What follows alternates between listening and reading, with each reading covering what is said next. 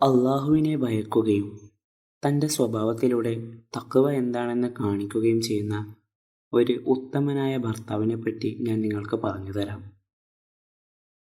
എൻ്റെ ഒരു സുഹൃത്ത് താൻ എങ്ങനെയാണ് ഒരു മുസ്ലിം കുടുംബത്തിൽ വളർന്നതെന്ന് എന്നോട് പറഞ്ഞിരുന്നു. മറ്റ് മതസ്ഥരുമായി ചേർന്ന് ജീവിച്ചൊരു കുടുംബമായിരുന്നതുകൊണ്ട് ഇസ്ലാമിനെ പറ്റിയോ ഇസ്ലാമിക ആദർശങ്ങളെ പറ്റിയോ അവന് വലിയ അറിവൊന്നും ഉണ്ടായിരുന്നില്ല. ന്യൂയോർക്കിലെ ജീവിതം അയാളെ ഇസ്ലാമിൽ നിന്നും വളരെയധികം അകറ്റിയിരുന്നു. ഉമ്മയോട് എന്നും തല്ലുകൂടുകയും കൂട്ടുകാരുമായി അടിപിടി ഉണ്ടാക്കുകയും ജയിലിൽ കിടക്കുകയും ചെയ്തിരുന്നു അയാൾ. പിന്നീട് മനം മാറി ദൈവത്തെക്കുറിച്ച് പഠിക്കാൻ ആഗ്രഹം വന്നു.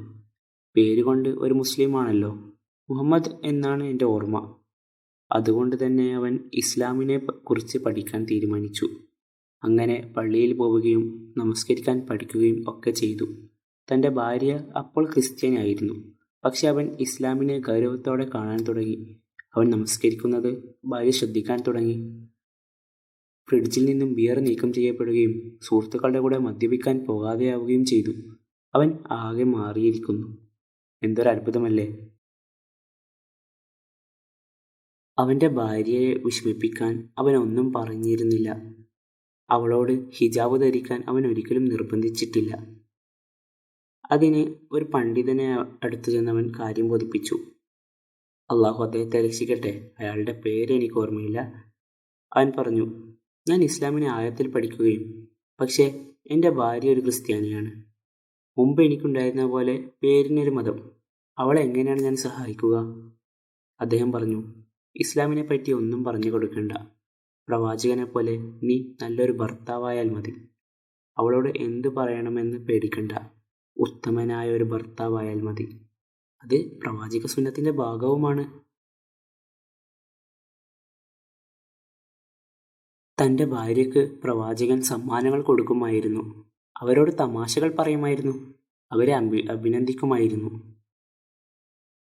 എന്നാൽ നമ്മളോ, എന്തേലും കഴിക്കുമ്പോൾ നമ്മൾ അവരെ പുച്ഛിക്കും. അപ്പോൾ അവർ ചോദിക്കും, എന്താണ്? നിങ്ങൾ പറയും, ഒന്നുമില്ല. ഇതാണ് നമ്മുടെ അവസ്ഥ. ജ്യൂസോ അങ്ങനത്തെ എന്തെങ്കിലും കുടിക്കുമ്പോൾ നമ്മൾ പറയും, ഇതിൽ പഞ്ചസാര ഇടാതിരിക്കാൻ മാത്രം ദരിദ്രരാണോ നമ്മൾ? ഇങ്ങനെയൊക്കെയാണ് നിങ്ങൾ അവരെ അഭിനന്ദിക്കുന്നത്. ഇതൊരിക്കലും ശരിയായ രീതിയല്ല. ഇത് സുന്നത്തിൻ്റെ ഭാഗവുമല്ല. എന്നാൽ നല്ല രീതിയിൽ ഏറ്റവും സ്നേഹത്തോടെ അഭിനന്ദിക്കുന്നതാണ് സുന്നത്തിൻ്റെ ഭാഗം. നല്ല ഭക്ഷണം, നല്ല രുചിയുണ്ട്. പക്ഷേ നമ്മൾ ദേഷ്യപ്പെട്ട് സംസാരിക്കുമ്പോൾ ഭാര്യമാരും തിരിച്ചും അങ്ങനെ ചെയ്യും. അവരും നിങ്ങളോട് ദേഷ്യപ്പെട്ട് സംസാരിക്കും. ഇന്നത്തെ ഒരു പ്രശ്നം എന്താണെന്ന് വെച്ചാൽ, നിങ്ങൾ അവരെ ഒന്ന് അഭിനന്ദിച്ചാൽ അവർ നിങ്ങളെ സംശയിക്കും. ഇതെന്താ ഇങ്ങനെ പറയാൻ കാരണം? ഇങ്ങനെയൊന്നും ആയിരുന്നില്ലല്ലോ നിങ്ങൾ എന്നൊക്കെ അവർ ചോദിക്കും. അങ്ങനെയാണ് അവൻ അവൻ്റെ ഭാര്യയോട് സംസാരിക്കുക. ആദ്യമൊക്കെ ഇസ്ലാമിനെ കുറിച്ച് ചില സംവാദങ്ങൾ നടക്കുമായിരുന്നു. പക്ഷേ അതൊന്നും കേട്ടില്ല. അവൾ പറഞ്ഞു, ഞാനൊരു ക്രിസ്ത്യാനിയാണ്, എൻ്റെ മനസ്സിൽ യേശു മാത്രമാണുള്ളത്. അവൾ വാശി പിടിച്ചു. പിന്നീട് അവൻ ക്രിസ്തുമതത്തെപ്പറ്റി സംവദിച്ചിട്ടില്ല. അവൻ ഏറ്റവും നല്ല ഭർത്താവാനാണ് ശ്രമിച്ചത്. അവനെക്കൊണ്ട് പറ്റുന്ന രീതിയിൽ പരമാവധി അവൻ ശ്രമിച്ചു. അങ്ങനെ ഇരിക്കെ ഒരു ദിവസം അവൻ നമസ്കരിക്കുമ്പോൾ അവൾ അവൻ്റെ കൂടെ നമസ്കരിക്കാൻ തുടങ്ങി. അവൻ അതിശയിച്ചു പോയി. നമസ്കാരത്തിൻ്റെ ഇടയിൽ അവൻ അതിശയിച്ചു പോയി. നമസ്കാരം കഴിഞ്ഞിട്ട് ചോദിച്ചു, എന്തു പറ്റി? ഒന്നുമില്ല, അവൾ മറുപടി പറഞ്ഞു. എന്താണ് സംഭവിച്ചതെന്ന് എന്നോട് പറയണോ? അവൻ ദേഷ്യപ്പെട്ടു. അപ്പോൾ അവൾ പറഞ്ഞു, അത് വലിയൊരു കഥയാണ്. അൽഹംദുലില്ലാഹ്, അത് വലിയൊരു കഥയാണ്. എന്നിട്ട് അവൾ പറഞ്ഞു, നിന്നെപ്പോലെ ഒരു ഭർത്താവിനെ ഞാൻ ഇതുവരെ കണ്ടിട്ടില്ല. എൻ്റെ ഉപ്പ ഒരിക്കലും അങ്ങനെയായിരുന്നില്ല. നിന്നെപ്പോലെ ഒരു ഉപ്പയെയും ഞാൻ ഇതുവരെ കണ്ടിട്ടില്ല. ഇസ്ലാം മനോഹരമാണ്, അതൊരിക്കലും തെറ്റാവുകയില്ല. ഇതാണ് തഖ്വ.